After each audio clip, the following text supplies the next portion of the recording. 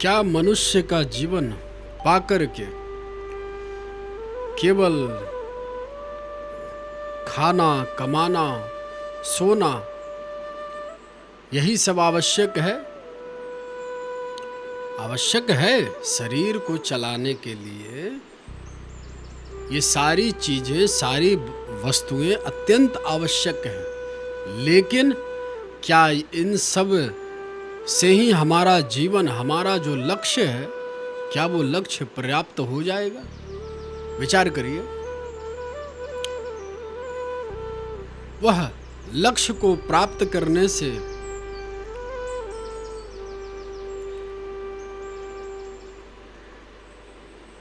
आप ही के आसपास पड़ोसी, रिश्तेदार जिनको आप अपना कहते हैं, उनमें भी अनेक लोग बड़ी बड़ी डिग्रियां, बड़े बड़े जॉब, बड़े बड़े पैसे वाले हैं, आपके पहचान के लोग, लेकिन उन सबों में भी शांति नहीं, आनंद नहीं। ये क्या कारण है भाई? आनंद क्यों नहीं मिल रहा?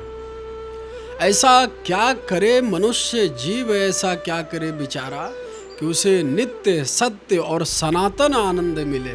मतलब आनंद जब एक बार मिल जाए, हैप्पीनेस एक बार मिल जाए, तो वो घटे ना, वहाँ से नित्य वो बढ़े, ऊपर की ओर चले, आनंद बढ़े, वृद्धि हो आनंद की। और हम सब यही तो चाहते हैं, आनंद बढ़े। तो आनंद बढ़ाने के लिए कैसे कैसे मार्ग हैं, क्या क्या हमें प्रयास करना चाहिए, किस मार्ग पर हम प्रशस्त हों कि हमें सनातन नित्य आनंद मिले? वो आनंद भगवान वाला, जिसको एक बार मिल जाने पर वो हमसे छिनता नहीं है, खोता नहीं है, कमता नहीं है।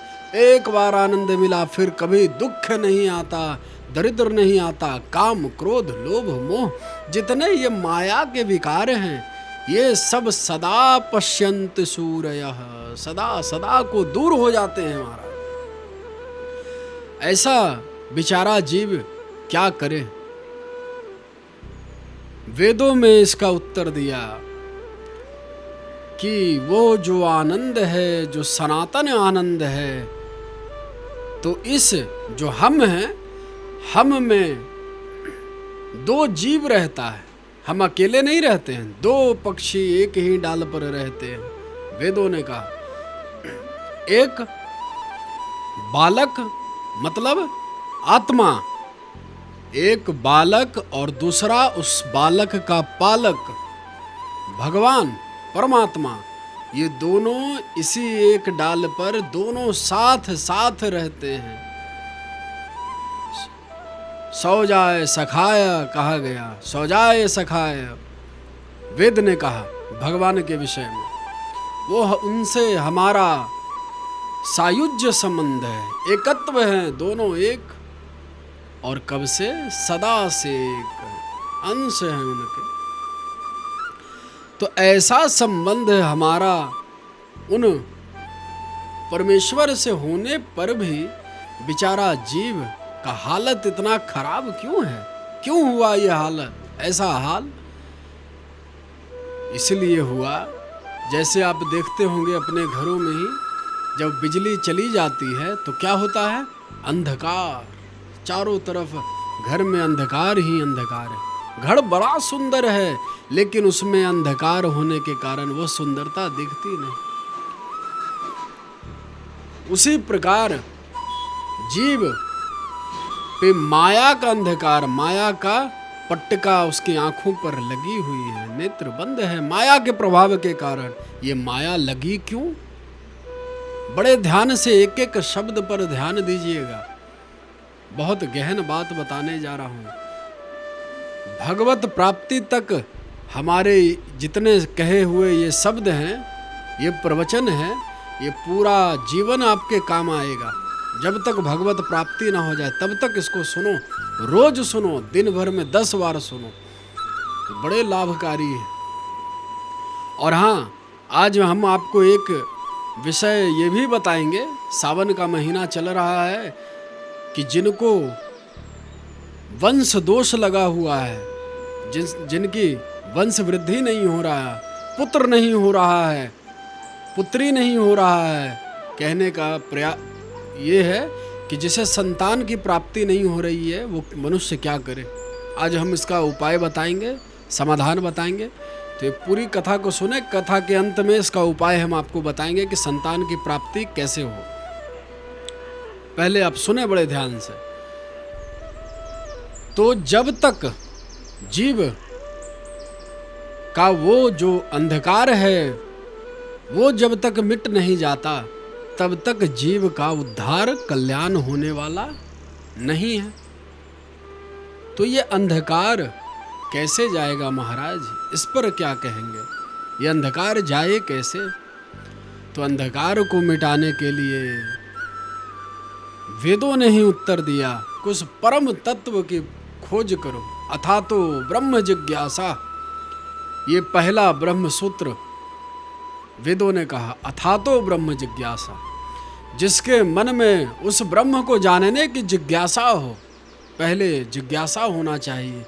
हम कौन हैं? पहला प्रश्न अपने से, हम कौन हैं, कहाँ से आए और क्यों? ये 3 प्रश्न मूलतः हम लोगों के समक्ष है। इन्हीं तीनों के प्रश्न के जब उत्तर ठीक ठीक मिल जाएंगे महापुरुष के द्वारा, तो हमारे जीवन का समस्त दुख द्वंद्व का नाश हो जाएगा, समाप्त हो जाएगा। इसी रहस्य को जानने के लिए, इसी तत्व पर प्रकाश डालने के लिए अनेक संत अवतार ले लेकर, भगवान अवतार लेकर इस धराधाम पे आते हैं। अनंत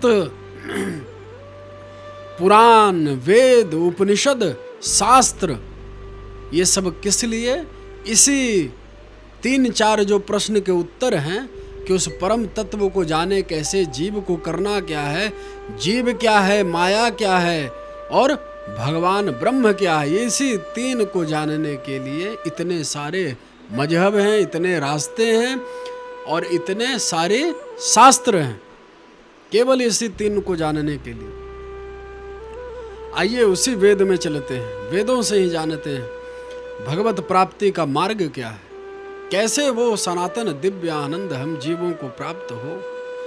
तो वेदों में कहा था तो ब्रह्म जिज्ञासा, पहले उस ब्रह्म को जानने की जिज्ञासा हो मन में, और दूसरा महापुरुष की खोज करें। महापुरुष जो उस ब्रह्म के बारे में जानता हो, सही सही जिसने जान लिया हो, शास्त्र वेदों का ज्ञाता हो,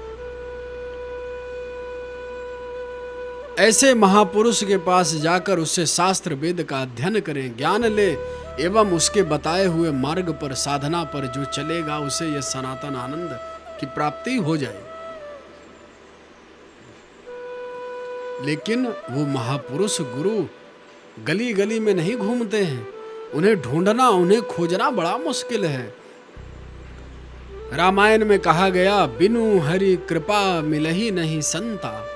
बिन हरि के, भगवान के कृपा के संत भक्त का दर्शन होना असंभव है, उसे नहीं जान सकते।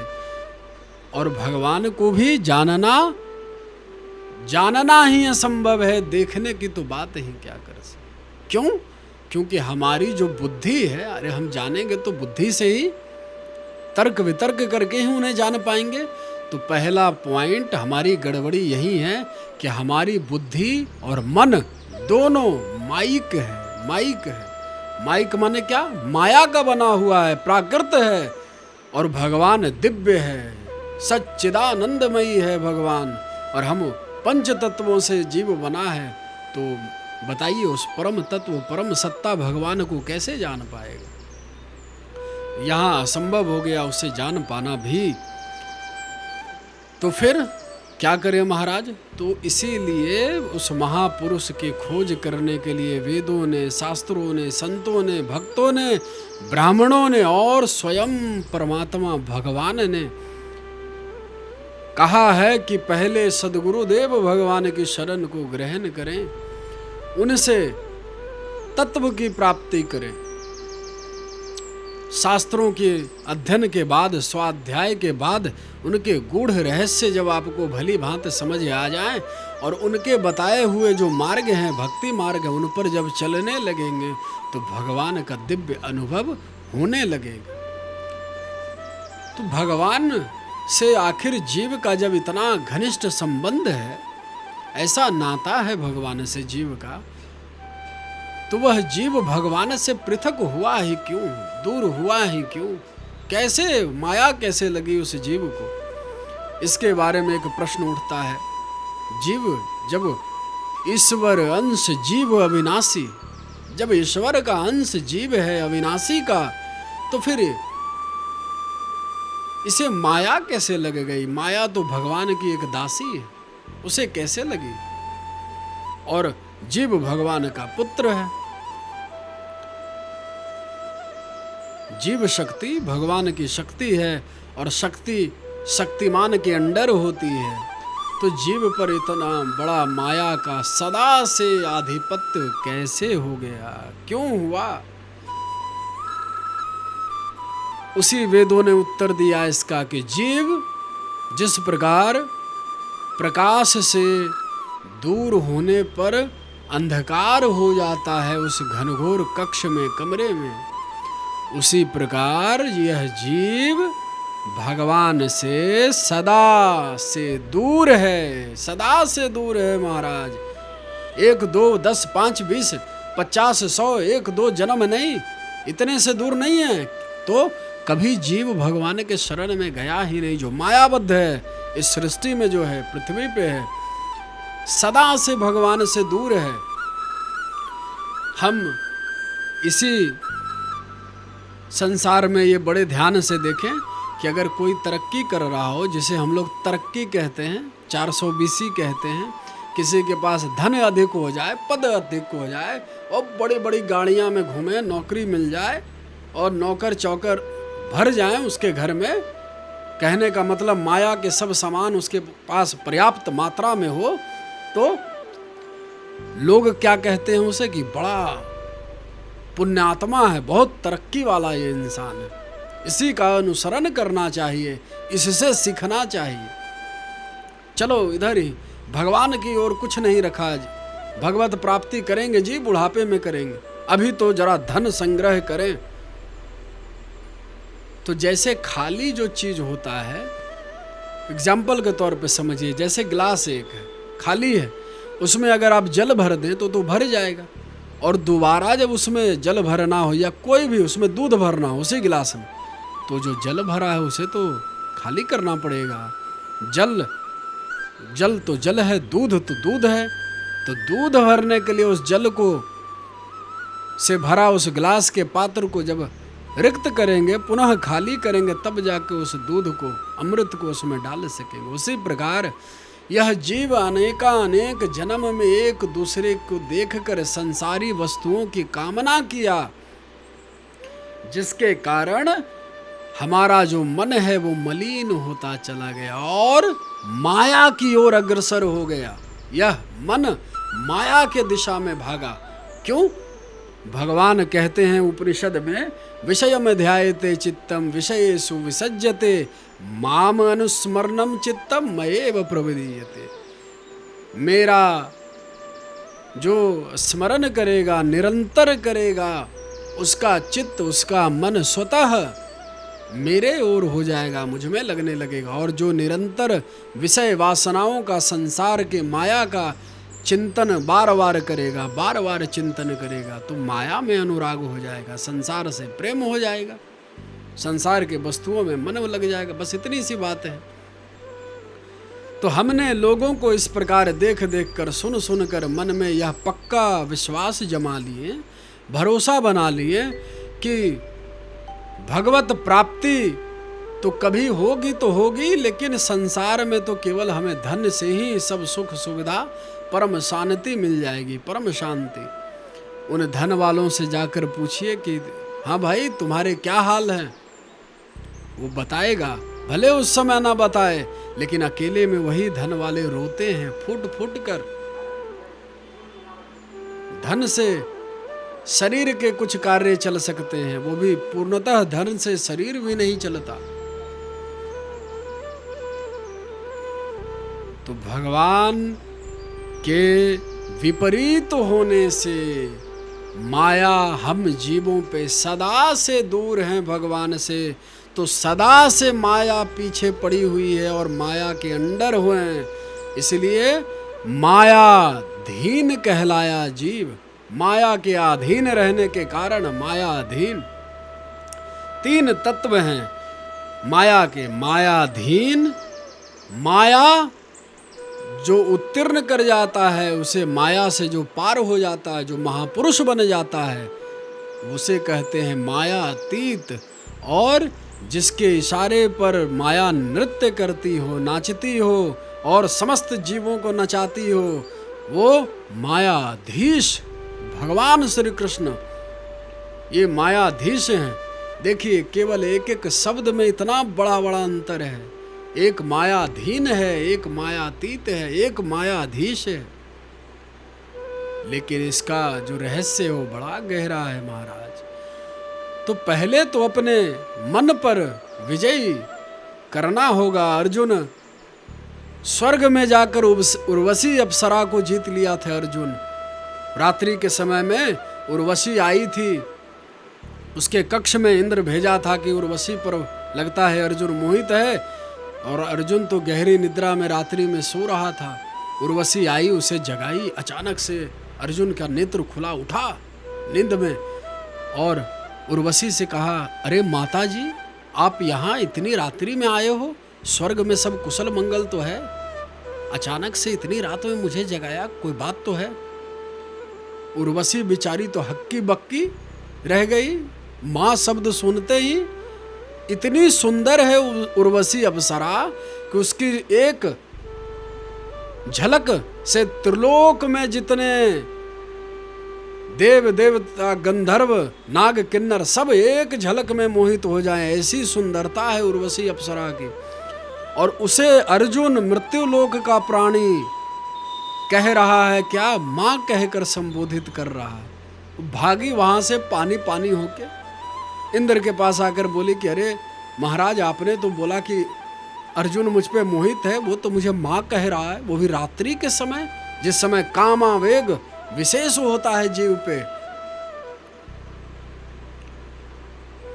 इंद्र बोलता है कि हाँ वो विजयी है, अर्जुन है वो अर्जुन कहता है कुरुक्षेत्र में श्री कृष्ण भगवान से, चंचलम ही मनः कृष्ण प्रमाधी बलवत् गृधम, कि हे श्री कृष्ण ये मन बड़ा चंचल है, इस मन को जीत पाना बड़ा, अपने हाथ से कोई रेत को भले रोक ले, हवा को अपने वश में कर ले, लेकिन इस मन को अपने वश में करना असंभव है। असंभव कहा अर्जुन ने भगवान से। अर्जुन से भगवान कहते हैं, असंशयो तु महाबाहु मनो दुर्निग्रहम चलम। हे अर्जुन तू बिल्कुल ठीक कहता है, तू बहुत ठीक कह रहा है अर्जुन, ये मन बड़ा चंचल है, ऐसा ही मन है अर्जुन, बहुत चंचल है, लेकिन अभ्यासेन तु कौन्तेय, अभ्यास करने से अर्जुन, बार बार अभ्यास करने से इस मन को अपने नियंत्रित किया जा सकता है, इस मन पर विजय प्राप्त कर सकते हैं। और बहुतों ऋषियों मुनियों ने, दिव्य आत्माओं ने, महापुरुषों ने किया है, करके दिखाया है। तो जो अभ्यास करने में जो लग जाएगा उसके लिए कुछ भी दुर्लभ नहीं है, कुछ भी असंभव कार्य नहीं। क्यों? अविनाशी का बच्चा है हम सब, अविनाशी के अंश होने के कारण कुछ भी असंभव नहीं। भगवान प्रतिपल उस जीव की हर प्रकार से रक्षा करते हैं, जिसको देखते हैं ये मेरा लायक बच्चा पुत्र मेरे और बड़ी उत्कंठा लेकर, बड़े अथाह प्रेम से, करुणा हृदय से लेकर मेरी ओर आतुर है मुझे प्राप्त करने को, तो भगवान उसकी छोटी मोटी परीक्षाएं, वो भी केवल उसे पक्का मजबूत करने के लिए, ताकि ये मेरा बेटा आगे जाकर भक्ति के मार्ग में कभी टूटे ना, कभी फिसले ना। इसलिए छोटे मोटे हमारे प्यारे दया करुणा वरुणालय, करुणा के भंडार सिंधु सागर भगवान श्री श्याम सुंदर प्रभु गोलोकवासी श्री कृष्ण वृंदावन विहार करने वाले वह रासेश्वर प्रभु छोटे मोटे परीक्षा लेकर भक्त का उद्धार कर देते हैं। स्वतः उनके जैसा दयालु दूसरा इस संसार में क्या, समस्त ब्रह्मांड अनंत कोटि ब्रह्मांड में ऐसा कोई नहीं है, कोई नहीं है। वो केवल दया ही करना जानता है अपने पुत्रों पे, अपने जीव अंशों पे। और क्या करेंगे वो, उन्हें क्या पाना रह गया? वो क्या किसी से द्वेष करेंगे, किसी से ईर्ष्या करेंगे? क्यों करेंगे? वो तो खुद परिपूर्ण हैं, उन्हें क्या पाना है? बस सोचते हैं, मन में संकल्प करते हैं, संकल्प करने के साथ ही वह स्वतः प्रकट हो जाता। अरे और तो और, ये संसार को भगवान ने केवल संकल्प से प्रकट किया। प्रलय के बाद महोदर में सब जीव को लेकर भगवान गहन निद्रा, योग निद्रा में लेटे हुए थे वट वृक्ष पे, और मन में संकल्प आया, एको हम बहुत श्याम, एक से बहुत होने का मन में संकल्प हुआ। और दया कृपा जो उनमें करुणा अवतार विशेष है, करुणा होने के कारण उनके मन में यह भाव हुआ कि ये जो जीव मेरे महोदर उदर में जो पड़े हैं पेंडिंग में, बेचारे कुछ नहीं कर सकते, केवल हमारा संस्कार मात्र था, न शरीर था, न मन था, न बुद्धि था, न पूर्व जन्म का कोई संस्कार, न अगले जन्म का, केवल मात्र संस्कार रह गया था। कोई हर प्रकार से न तीनों शरीर में से कुछ नहीं था, न स्थूल था, न सूक्ष्म था, न कारण था, केवल संस्कार लेकर मात्र उनके महोदर में हम जीव पड़े हुए थे। तो उन्हें उस महापुरुष को, उस जो महातत्व हैं, परम तत्व परमात्मा श्री कृष्ण को हम जीवों पे दया आई कि हमारे पुत्र इतने दुखी हैं और ये मेरे महोदर में पड़े हैं, इतने दुख पा रहे हैं, इन्हें संसार बनाकर इन्हें बाहर भेजें और क्या करें, और इनकी जो दशा है ये मेरे ओर जब अग्रसर मुझे प्राप्त करने को प्रयत्न करेंगे, मुझे प्राप्त करेंगे तो इनका कल्याण हो जाएगा, मोक्ष हो जाएगा। तो भगवान ने हम सब जीवों को प्रकट किया, संसार बनाया, संकल्प मात्र से सोचा और संसार प्रकट हो गया। जैसे महाप्रलय के पूर्व में जैसा संसार था वैसा ही भगवान प्रकट कर दिए, कुछ बनाते नहीं बार बार दोबारा, जैसा रहता है वैसा स्वतः प्रकट करते हैं भगवान। और इस संसार को जैसे कोई लॉ होती है ना, कानून, कोई कानून चलाने के लिए तो बड़े बड़े नियम कानून, लॉ की बुक होती है, जिसे आजकल हर चीज के एक नियमावली, उसका अपना कायदा कानून का एक किताब होता है, पुस्तक होता है। इस भारत में संविधान है, संविधान से यह देश चलता है। उसी प्रकार भगवान ने इस मनुष्य, पूरे जीव, पूरी संपूर्ण विश्व को चलाने के लिए वेद को प्रकट किए। वेद कि हाँ भाई, इसको पढ़कर किस प्रकार मुझे पा सको, तुम कौन हो, माया कौन है, जीव कौन है, मैं कौन हूँ, ये ब्रह्म कौन है, सब कुछ तुम ठीक ठीक महापुरुष का संग करके, उन्हीं का अंश अवतार होते हैं महापुरुष, तो वो तुम्हें ठीक ठीक उनके शरण में जाकर सीखो, समझो और मुझे प्राप्त करके अपना कल्याण कर लो। इस प्रकार भगवान ने दया करके वह करुणा वरुणालय जीव को प्रकट कर दी। इस प्रकार समस्त जीवों को प्रति क्षण साधना करना चाहिए। साधना और क्या है? मन को साधना है, भगवान की ओर लेकर जाना है। मन को बार बार कहना चाहिए कि ऐ मन, अनंत जन्म अनंत काल हमारे बिगाड़ दिया तूने, इसी माया के चक्कर में घुमाते हुए। आप लोग खुद देख लिए, कोई 15 साल का हो गया, कोई 20 साल का, कोई 22 साल का, कोई 25 साल का, कोई 30 साल का, कोई 70 साल का, कोई 80 साल का, कोई 90 वर्ष का। जब इतने इतने साल के हो गए फिर भी हालत फटीचर, प्रति पल इस संसार में दुख और कष्ट और तकलीफ मिल रहा है, अपने ही लोगों से मिल रहा है, अपने ही घर के परिजनों से प्रति क्षण कष्ट, कटु वाक्य, हमेशा काम क्रोध लोभ मन में आता जा रहा है, बचपन से लेकर बुढ़ापे तक। तो सोचिए यह मन के क्या गति है, इससे काम नहीं चलेगा। संसार हमारा केवल शरीर को चलाने भर के लिए है और हमारा कल्याण आत्मा से है। हम आत्मा हैं, संसार में शरीर रहता है। आत्मा को प्रतिष्ठित करने के लिए शरीर दिया गया है। भगवान गीता में कहते हैं शरीर वस्त्र है, आत्मा का वस्त्र है शरीर। तुम शरीर नहीं हो। अगर मैं ये वस्त्र पहना हुआ हूँ, अगर मैं कहूँ कि मैं ही वस्त्र हूँ तो कितने मूर्खता के विषय है। उसी प्रकार अगर लोग कहते हैं कि ये शरीर ही मैं हूँ, वो बहुत घोर मूर्ख हैं। आत्मा मैं कौन? जीव आत्मा, उसे मैं बता रहे हैं भगवान गीता के अंदर। और शरीर को उस आत्मा का वस्त्र बताया गया है। आत्मा अपने वस्त्र बार बार नए नए वस्त्र बदलते रहती है, अलग अलग जन्म में उसे वस्त्र कहते हैं। तो इस आत्मा के वस्त्र को बदलने पर शोक नहीं मनाना चाहिए। ज्ञानी पुरुष कभी शरीर के नष्ट होने पर, जगत से जाने पर न किसी भय से रहते हैं, ना चिंता ना शोक से ग्रसित होते हैं। भगवान गीता में बार बार कहते हैं योगी ज्ञानी वैरागी भक्त को कि सचेत होकर मेरी भक्ति मेरी प्राप्ति करने को तत्पर होना चाहिए। मैं एव देव प्रपदन्ते माया में ताम तरंतिते, जो मेरी शरण में आ जाएगा मैं उसे माया से उत्तीर्ण कर दूंगा, पार कर दूंगा। भगवान का ये संकल्प है, लेकिन पहले उनकी शरण में तो जाएं हम। मुंह से कहते हैं कि तुम ही तो सर्वस्व हो गोविंद राधे, ऐसा काम नहीं चलेगा। अहम त्वाम शरणम व्यो, ऐसा नहीं। केवल शरण शरण शरणागत बोलने से काम नहीं, मन से भीतर से जिस दिन आप मान लेंगे, स्वीकार कर लेंगे, उसी क्षण आपका कल्याण स्वतः हो जाएगा। फिर कोई उसमें विलंब की बात नहीं होगी। इसलिए प्रतिक्षण हम जीवों को प्रयास करना चाहिए।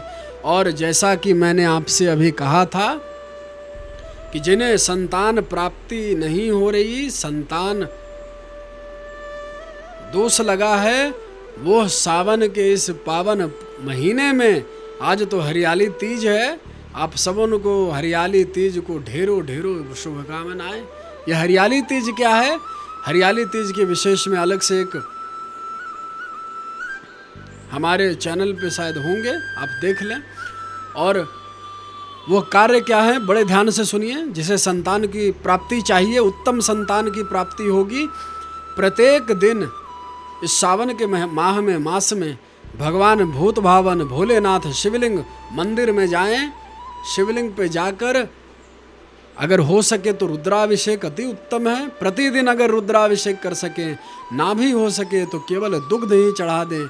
वह भी ना हो सके तो जल चढ़ाएं, जल तो हो सकती है, केवल एक लोटा जल जाकर चढ़ाएं। और जो मेन कार्य क्या करना है, यहाँ पे जो दुर्वा होती है, दुर्वा को लेकर भगवान शिव भोलेनाथ के शिवलिंग पर जलाभिषेक करने के बाद दुर्वा अपने हाथों से चढ़ाएं, पति पत्नी दोनों मिलकर, और निरंतर मंत्र का जाप करें। केवल अगर बड़े बड़े मंत्र ना तो केवल ओम नमः शिवाय, ओम नमः शिवाय, ओम नमः शिवाय, ओम नमः शिवाय, ओम नमः शिवाय, ओम नमः शिवाय, इस प्रकार 5 बार ओम नमः शिवाय करके उस दुर्वा को चढ़ाएं, उस भगवान के शिवलिंग पे बेलपत्र चढ़ाएं।